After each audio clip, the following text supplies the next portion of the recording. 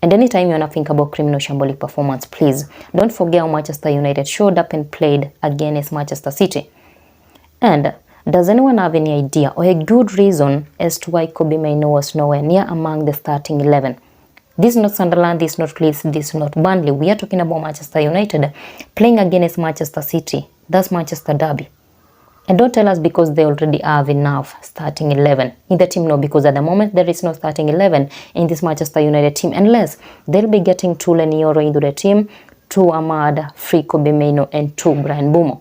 We saw Pep Guardiola starting his experienced players, Jeremy Doku, Erling Haaland, Bernardo Silva, Rodri. Then there is Manchester United doing a clear opposite of that and letting Kobbie Mainoo sit on the bench, and Wechu being crucified should be made a criminal act, because when he came on, he seemed to be the only player with some football knowledge. For other players, football is no longer their thing. We knew Manchester United will be back with a totally different energy after the break. But we saw and witnessed against Manchester City will go down in the Premier League history books, if there is one. Every player seemed to be mad, forced, and not ready to play. And when I talk about this not being ready thing, it reminds me about Manchester United new signings not being ready to play. Okay, we've heard Amorim each and every other time talking about they are not ready. I mean, you signed a footballer from a football team and they're joining Manchester United to play football, not to turn into a motivational speaker. And I'm not saying being a motivational speaker is bad, no. Because when Manchester United decides to do exactly what they are good at, which is destroying their fans' mental health, that's where motivational speakers come in. Who are we going to be blaming this season? Amorim? Maybe yes. Players? Maybe yes and no at the same time. Ownership? For now, maybe we'll give them time as we are finding a reason as to why we're going to be blaming them. And I'm talking about this season because how Manchester United showed up and played against Manchester City. It seems to be a long-term problem. They seem to be all over Toothless and DC to demolish, and that's exactly what Manchester City did.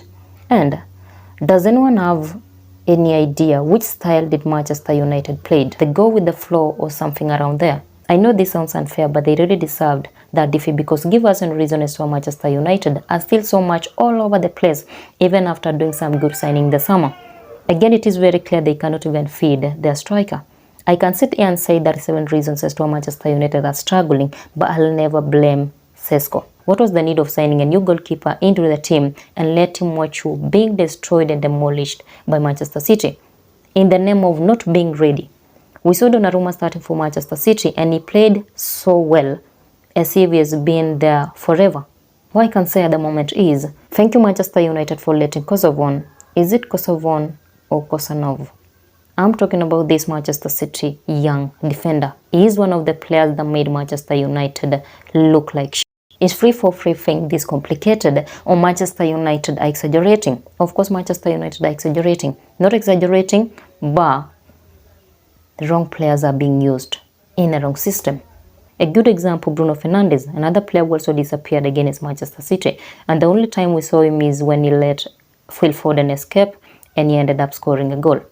Bruno Fernandes is a number 10 player, and letting him play at number 8 with this system is one of the things we've all seen. It is not working. Losing to Spurs in the European finals last season was more than an heartbreak, but if United showed up and played against Manchester City is their main plan for this season, then only God knows, because Crystal Palace will kill Manchester United, Chelsea will demolish United and send them to the relegation before their last supper with Liverpool.